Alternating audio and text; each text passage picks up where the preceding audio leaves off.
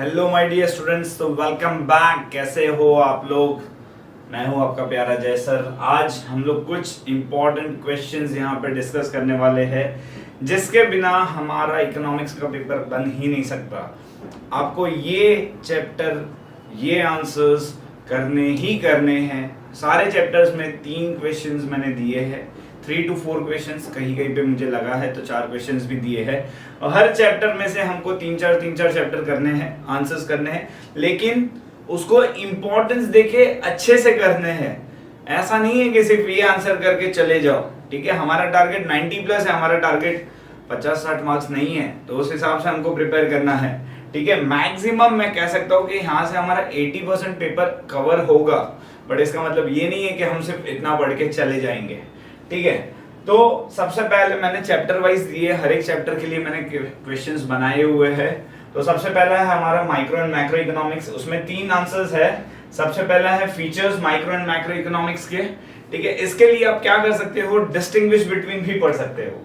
ठीक है, distinguish between पढ़ोगे आपको दोनों के फीचर्स ऑटोमेटिक आ जाएंगे। ठीक है, तो मैं तो कहता हूँ आपको एक स्मार्ट स्टडी करो, खुद के हैंड रिटन नोट्स बनाओ। ठीक है, एक डिस्टिंग्विश बिटवीन फीचर्स के ले लो। ठीक है, जहाँ पे पार्शियल इक्विलिब्रियम है वहाँ पे जनरल इक्विलिब्रियम है, ऐसे करके सारे फीचर्स के हम लोग डिस्टिंग्विश बनाते जाएंगे। साथ ही में हमको फीचर्स भी दोनों का लर्न हो जाएगा, तो एक ही में हमारे दोनों आंसर हो जाएंगे। और सेकेंड है scope of micro and macro economics. ये हमने किया था, कहाँ पे यूज होता है micro economics and macro economics. ठीक है, तो मैं ज्यादा माइक्रो पे ध्यान नहीं देता हूँ, तो इट्स ओके। 7 मार्क्स के लिए है, हम लोग वो आंसर्स कर लेंगे, इजीली हमको मिल जाएगा। ठीक है, उसके बाद है यूटिलिटी एनालिसिस। फीचर्स हम लोग ने किए थे, टोटल 11 पॉइंट्स है। आप 7 पॉइंट्स 8 पॉइंट इसमें पढ़ोगे, मोर देन इनफ है। ठीक है, 7 to 8 पॉइंट्स, टोटल 11 पॉइंट्स हमको टेक्स्ट बुक में दिए हुए हैं। Features of utility, types of utility 6 दिए हुए हैं, 6 के 6 पढ़ लेंगे। उसमें से कोई भी हमको कॉन्सेप्ट के लिए आ सकता है। ठीक है, तो हम 6 के 6 पढ़ेंगे। ऐसा नहीं है कि कोई भी अगर 4 मार्क्स के लिए होगा 4 पॉइंट लिखेंगे हो जाएगा, नहीं। हमको 6 के 6 पढ़ने, कॉन्सेप्ट के लिए कोई भी टाइप्स ऑफ यूटिलिटी आ सकता है। उसके बाद टीयू और एमयू का कॉन्सेप्ट, ठीक है, ये भी हमको कॉन्सेप्ट में भी आ सकता है और 4 मार्क्स के आंसर द फॉलोइंग में भी आ सकता है। हमको अगर टीयू एमयू आया, टीयू का एक्सप्लेनेशन, एमयू का explanation, schedule, diagram and 4 points पूरा लिखना है। ठीक है, कि दोनों के बीच में रिलेशन क्या है। And last is very important, हमेशा मैं बोलता हूँ 5 स्टार क्वेश्चन, लॉ आना ही आना है, इंपॉर्टेंट क्वेश्चन है। ठीक है, तो हम लोग इसको भी एक जरा स्टार देते दो लाल कलर का, तो ये करके ही जाना है। लॉ ऑफ डीएमयू किए बिना जाना नहीं है। ठीक है, उसके बाद आते हैं demand and elasticity of demand. Demand वाले चैप्टर में हम कह सकते हैं डिटर्मिनेंट्स बहुत ज्यादा इंपॉर्टेंट है। देखो, हम डिटर्मिनेंट्स पढ़ेंगे तो इसके बाद जो हमारा चेंजेस एंड वेरिएशन है, तो वो चेंजेस के अंदर अगर हमको कभी फैक्टर्स पूछ लिए तो डिटर्मिनेंट्स में से ही हम लिख सकते हैं। ठीक है, इसके लिए ये डिटर्मिनेंट्स करने बहुत ज्यादा जरूरी है।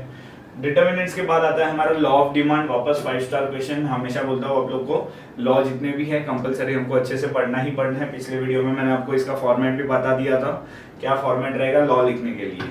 ठीक है, उसके बाद चेंजेस एंड वेरिएशन, याद होगा हम लोग ने, when demand changes due to change in price alone it is called variation, when demand changes due to price other than factor other than price it is called changes. ठीक है, तो ये पढ़ना बहुत जरूरी है। ये 3 इंपॉर्टेंट है, एक बार सिर्फ देखने के लिए। स्टार्टिंग में स्टॉक, सप्लाई और आउटपुट, देखो एक एक पैराग्राफ में दिया टेक्स्ट बुक के स्टार्टिंग में, एक बार इसको भी थोड़ा इंपॉर्टेंस देना। हो सकता है कहीं ना कहीं कॉन्सेप्ट में ये पूछ ले वो लोग। ठीक है, उसके बाद इलास्टिसिटी में टाइप्स। अभी ये मैंने टाइप्स ऑफ इलास्टिसिटी दिया हुआ है। टाइप्स ऑफ इलास्टिसिटी में हमारा प्राइस इलास्टिसिटी, इनकम इलास्टिसिटी और क्रॉस इलास्टिसिटी है। ठीक है, उसके बाद मैंने दिया है प्राइस इलास्टिसिटी एंड टाइप्स। ठीक है, प्राइस इलास्टिसिटी हमको याद होगा, उसमें वापस 5 टाइप्स है। कितने हैं? 5 टाइप्स।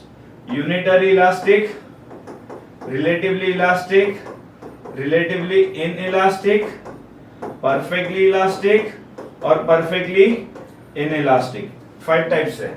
ठीक है, तो ये हमको करना है। ये मैं बोल रहा हूँ आप लोग को 5 स्टार, इसके ये 4 मार्क्स के लिए आने के चांसेस बहुत ज्यादा है। ठीक है, आज तक हम लोग, मैंने नोटिस किया है पास्ट पेपर्स में काफी टाइम पूछा गया है। ठीक है, कोविड की वजह से लास्ट ईयर तो एग्जाम नहीं हुआ था, बट मेरे अनुमान से ये आने वाला है। टाइप्स ऑफ प्राइस इलास्टिसिटी, ठीक है, 5 टाइप्स है, बहुत इंपॉर्टेंट, अच्छे से हम लोग करके जाएंगे। ठीक है, फिर methods of measuring price elasticity, ठीक है, ये भी एक बार कर लोगे तो अच्छा रहेगा, अदरवाइज ये दोनों इंपॉर्टेंट है, वो तो करना ही करना है हमको। ठीक है, उसके बाद आते हैं हमारे next chapter supply analysis, producer behaviour, वापस 5 स्टार क्वेश्चन, लॉ हमारा आ गया। ठीक है, 5 स्टार फॉर्मेट हमको पता है कैसे लिखना है, लॉ ऑफ सप्लाई कंपलसरी है।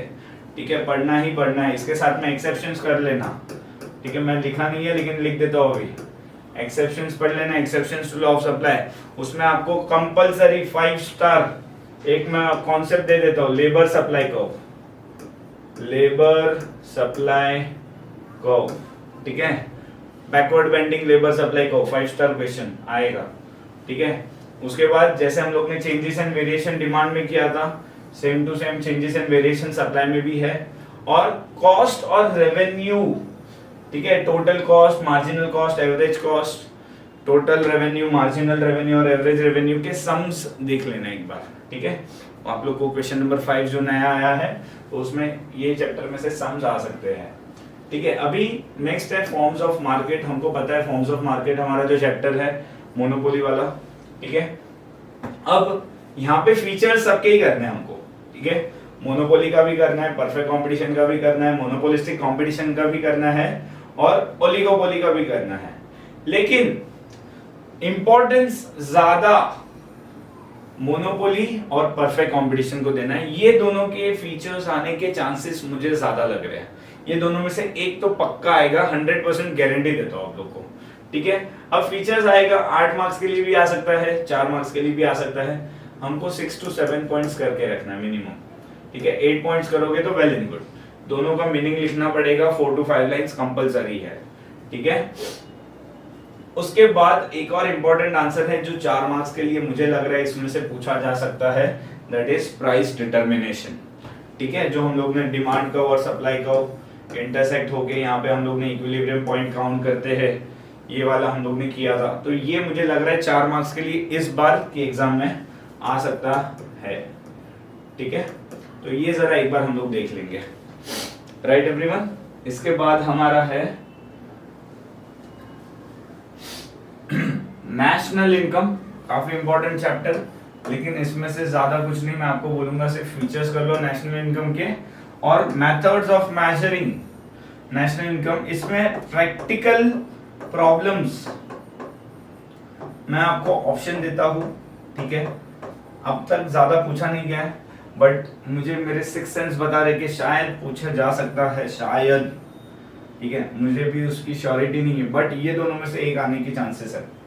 ठीक है, हमारे features of national income and methods of measuring national income, दोनों में से एक तो पक्का आएगा। फिर है हमारा पब्लिक फाइनेंस इन इंडिया।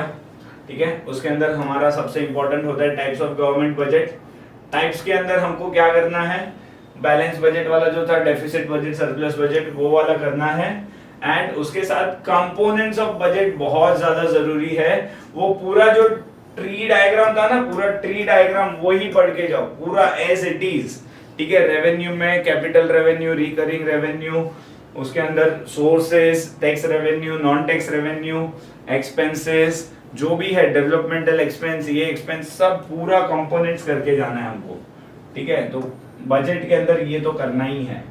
तो 2 ही आंसर है, लेकिन कंपोनेंट्स बहुत ज्यादा जरूरी है। मैं ऐसा नहीं कह रहा हूँ कि कंपोनेंट्स हमको पूरा आंसर पूछा जा सकता है, लेकिन मुझे चांस लग रहा है कि कंपोनेंट्स में से छोटे छोटे आंसर करके 4 मार्क्स के लिए या कहीं ना कहीं वो लोग पूछ सकते हैं। ठीक है, 4 मार्क्स 2 मार्क्स के लिए कहीं ना कहीं वो लोग पूछ लेंगे। इसके बाद है हमारा money market and capital market in India. Actually ये चैप्टर पहले था नहीं प्रीवियस सिलेबस में, ये सिलेबस में ये चैप्टर ऐड किया गया है, तो देख लेते हैं, ज्यादा नहीं है। रोल क्या प्ले कर रहा है मनी मार्केट और कैपिटल मार्केट, एक बार वो पढ़ लो। हाँ, ये आंसर 5 स्टार में बोल रहा हूं तुम लोगों को। फंक्शंस ऑफ सेंट्रल बैंक या कमर्शियल बैंक, दोनों में से एक लिख के ले लो, गारंटी आने वाला है। फंक्शंस ऑफ कमर्शियल बैंक और सेंट्रल बैंक, 5 स्टार में बोल रहा हूं, कंपलसरी आने वाला है। ठीक है, उसके बाद है foreign trade in India, types of foreign trade and role of foreign trade.